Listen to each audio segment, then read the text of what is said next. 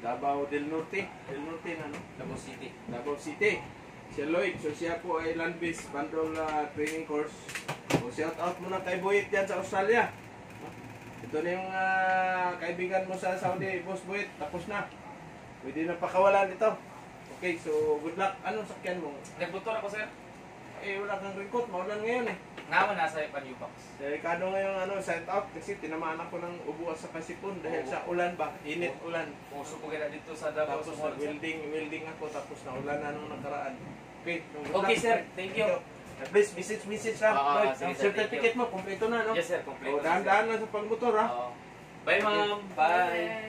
Bye, good luck, good luck. Thank you, sir. Welcome. So, ito ngayon, meron tayong i-interview. Ito, ayos itong drawing na ito, ah. May asahan talaga ng ano na tumukong na ito, pero ano ito? Ito, barko, oh. Wala mang label na, litmasin pa ito. So, may propeller pa, eh, oh. Oil rig na sir, oil rig. Litmasin pa naman pa ito ni kumong na litmasin, eh. Okay. Sana ba yung ano? Excuse me. Yung bakit po sir. Na ako sa siglo. Kasi may ubo man ako.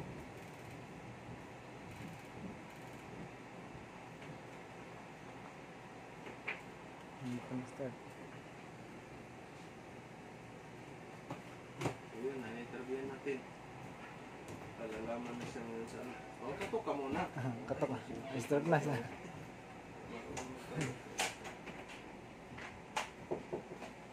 Pasok! Good morning! So, ngayon, apply tayo ng Peter, position. Okay, sit down, Mr. Okay, introduce muna yung sarili mo. I'm Marvin Chokson, sir. Training this for 3 months for bundle training here at Butuan. Okay, upo ka muna. Yes, sir. So, anong natapos mo, Bing? Marvin, no? Sir. Lagyan mo anong pangalan itong ano? Lagyan mo sulatan ang pangalan mo dyan. Kasi ilagay ko man dito yan sa may mga drawing na machine eh. Maganda sana sa notebook mo yan. Kasi madala mo ito sa barko. So ngayon, babatiin pala natin yung ano, viewer, subscriber natin, Luzon, Visayas, Mindanao. Anong month ka dito? Nag-start, sir? Oo, para at least ano.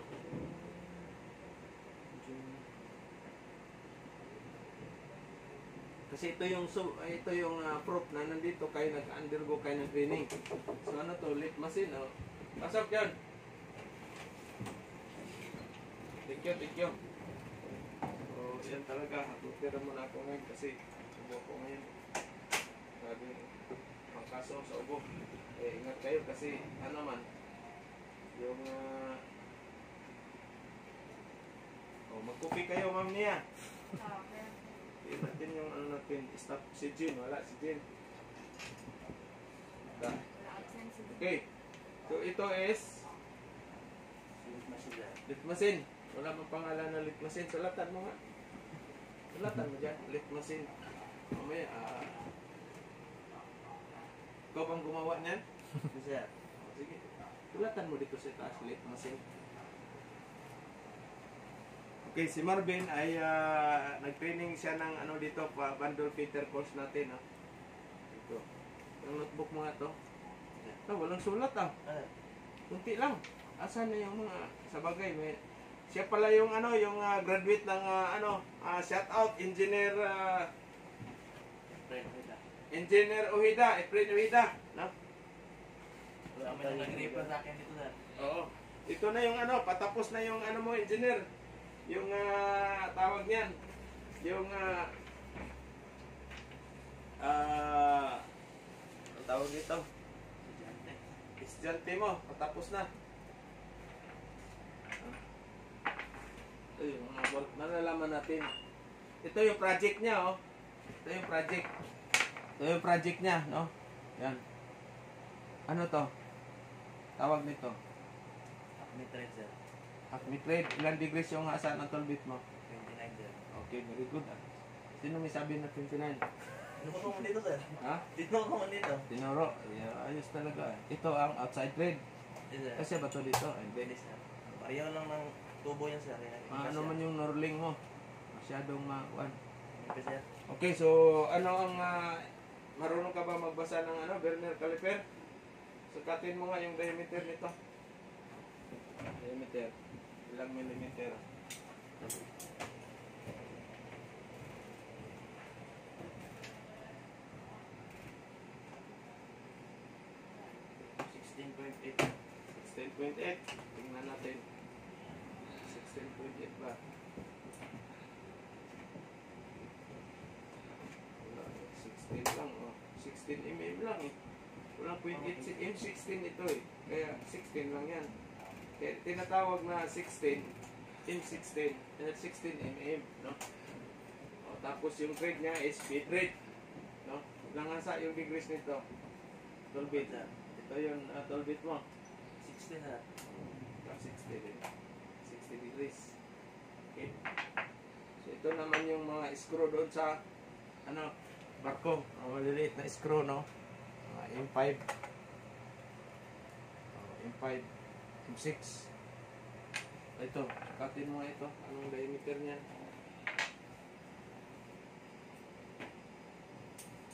Shout out sa ating mga viewer, subscriber, Luzon, Visayas, Mindanao. No? So ito talaga, pag nag-graduate sila dito, kailangan marunong sila 16 magpa. mm, sir. 16 din. Ano natin? 16 ba? Oo, 16 nga. Ayos. So marunong ka magbasa. Ano na tawag dito? Ito, ano ang tawag dito? Ito. Pang sukat ng deep, sir. Depth gauge, ha? Ay, sir. Depth gauge yan. Yan. Atin mo yung lalim, ha? Yan. So yun ang tawag na depth gauge, no? So ito naman, ang tawag dito? Sukat sa outside, sir. Outside. Outside? Sa pipe. Outside caliper. Nakaliber po, sir. So yung outside caliper, ha?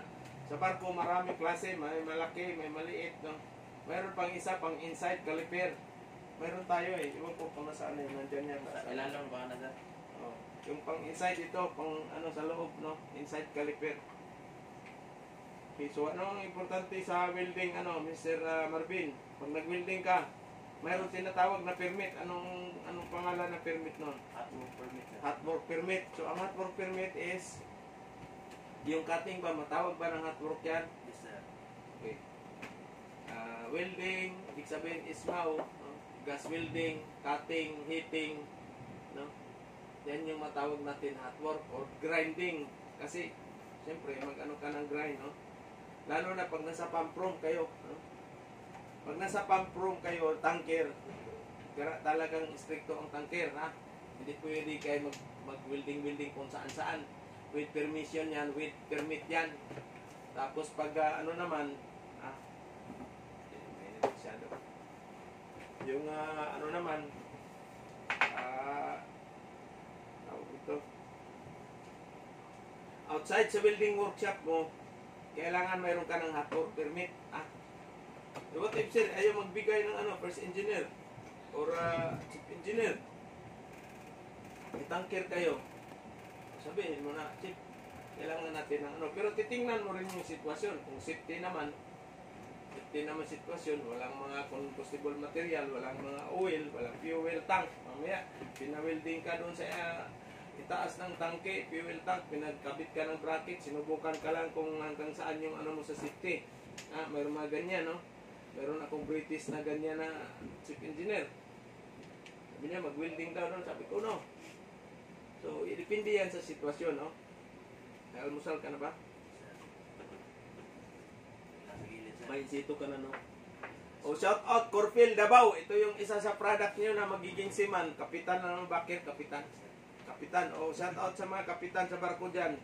Ito na yun, mabibigyan natin ng si Sir Marvin, no? May sawa na ba, Ben? Love, sir. Napauwi si ma'am niya, single din niya. Kaso, kailangan may allotment, $2,000. Pero okay na yan, ma'am niya, mabuhay ka na niyan.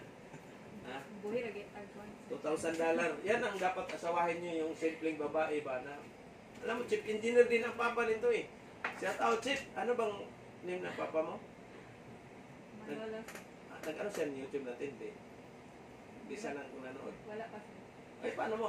Shout out, Sir Manolo, no? Okay pan. Oh. Shout out, sir. Chief engineer, pasyal ka naman dito. Yung chief engineer, yun yung natin, yun ang busing natin sa engine room, no? engineer ang father ni Juan, ni Ma'am Nia. No? Alam niya yan kung gaano kahirap ang trabaho sa barko. Pero siyempre, sisiw lang yan. No? Okay, so ito yung mga project mo doon. Ito naman para sa hose, ito, connection, connector, no? Kasi yung hose, pag wala siyang ganito, tatalsik yun kahit may hose clamp. Delikado, gaganon-ganon, matamaan ka. No? May nasasama, tama na ako na ano niya. Tumama yung hose clip, tumama sa binti ni wiper. Tumama sa binti ni wiper. Pitik-pitik, nasugatan yung ano, binti. So ito yun. Okay, ayos. Ano pa ba? Oh, inside sa ano, pag pumasok ka sa loob ng tangke, pwede ba pumasok ka agad bagong bukas yung tangke? Hindi, sir. So kano ang kailangan permit gamitin doon? Enclosure permit, sir. Close entry permit ha. Huwag na huwag kayong papasok sa loob ng tangke na kabubukas lang kasi madidisgrasya kayo. Kailangan i-ventilation mo na yan dyan, i-gas spray, no? I-check kung mayroon pa bang tama ba yung oxygen content, no? Tama, wala bang gas, no? Toxic or gas fumes sa loob ng tangke. Meron siyang ilalaglag dyan na oxygen analyzer at saka yung toxic, no? Yung chemical tester. Sino ang ano dyan? Yung chief officer or chief engineer, first engineer ang authorized chief. Huwag kayong pumasok agad kasi disgrasya kayo. Okay, ito pa, isa pa. Pag nag-welding kayo sa loob ng mga ballast tank, yung mga oxygen, acetylene ninyo, ilabas mo kaagad. Pagkatapos, isarado yung valvula. Kasi may tendency yan na kalagulong-gulong sa barko, yung knob ng acetylene, luluwag yan. Ano ba? So, yung acetylene nandoon sa loob ng tangke mo. Fumes. Pagka spark mo ngayon, sabog. Kaya, pag nasa loob kayo ng tangke magtrabaho, ilabas mo yung